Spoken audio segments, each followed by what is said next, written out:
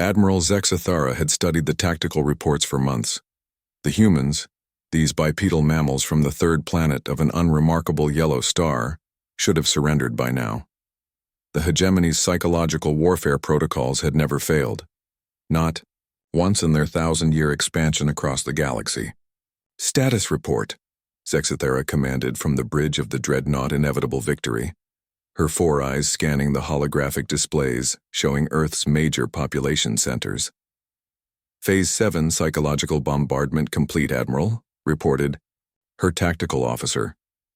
"We have systematically destroyed their cultural monuments, disrupted their communication networks, and eliminated their leadership structures. By all calculations, their morale should have collapsed 47 rotations ago." Zexathara's mandibles clicked in frustration. The humans were an anomaly.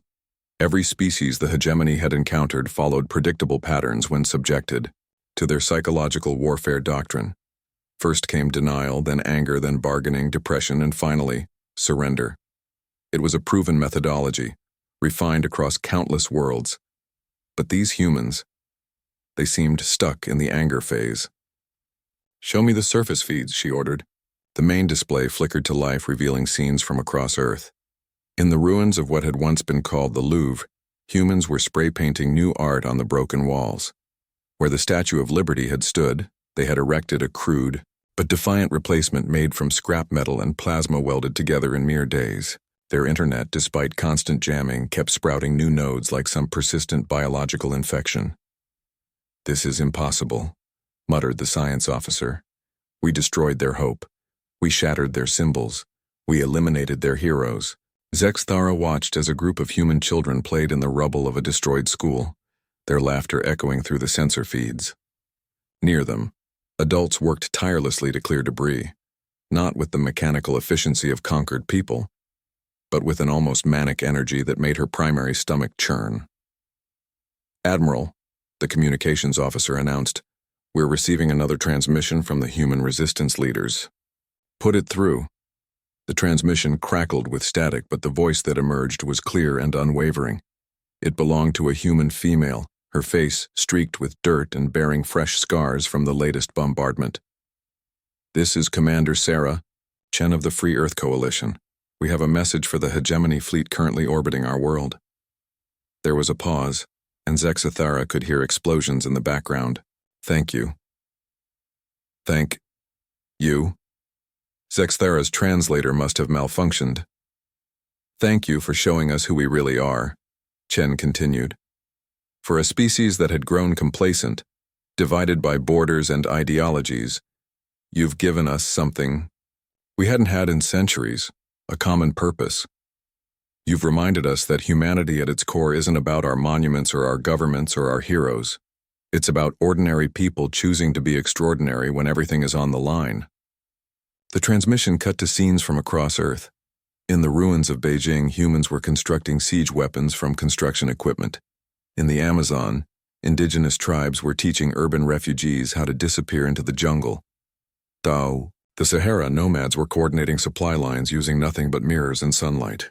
"You targeted our symbols," Chen's voice continued, "but you misunderstood what they represented.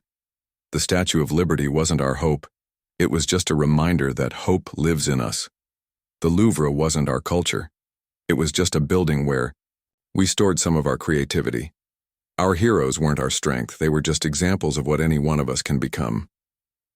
Zexathara felt a chill run through her exoskeleton.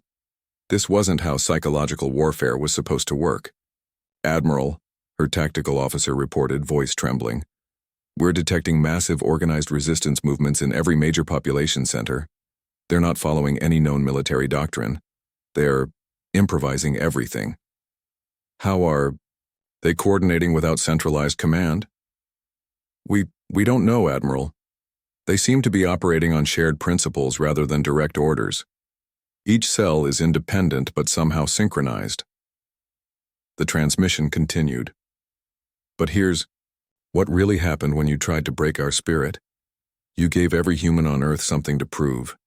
Every parent whose child was threatened, every artist whose work was destroyed, every teacher whose school was bombed. You turned 3 billion individuals into 3 billion personal wars against you. On the tactical display, warning lights began flashing. Admiral, we're detecting unusual energy readings from the planet's surface. What kind of readings? It appears the humans have weaponized their industrial infrastructure. They're turning factories into railgun installations, using their particle accelerators as energy weapons, and somehow they've networked their power grids into a planetary defense matrix. Zexathera stared at the readings in disbelief. That's impossible. They don't have the technology. They're not using advanced technology, Admiral. They're using their existing technology in ways our computers never predicted. It's completely illogical. Admiral! The communications officer's voice cracked with panic. The humans are hailing us again.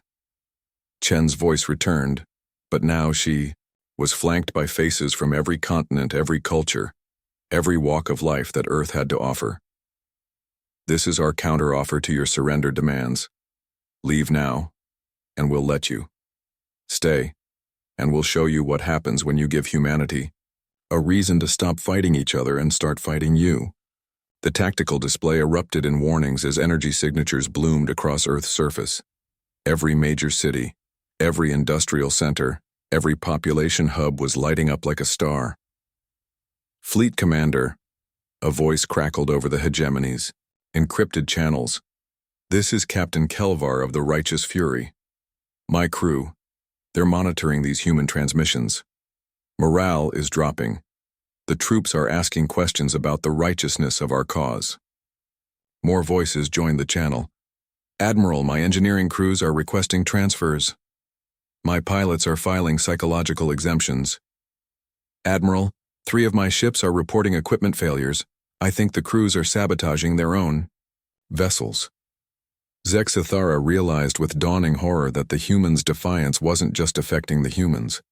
Their absolute refusal to break, their transformation of destruction into determination, their ability to find strength in loss, it was inspiring her own forces to question everything the hegemony stood for. Admiral, Chen's voice came one final time. You tried to teach us despair.